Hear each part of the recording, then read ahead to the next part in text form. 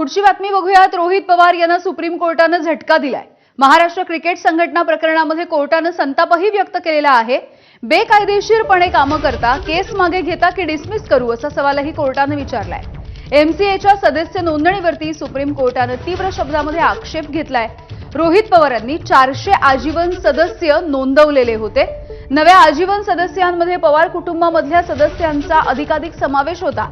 सदस्य नोंदणीला सुप्रीम कोर्टाची परवानगी लागते।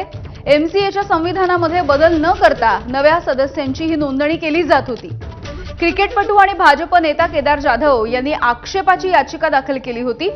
हायकोर्टाने अंतरिम स्थगिती दिल्यानंतर जाधव यांनी सुप्रीम कोर्टामध्ये धाव घेतली होती आणि रोहित पवार यांना हा एक मोठा झटका आज सुप्रीम कोर्टाने दिलेला आहे।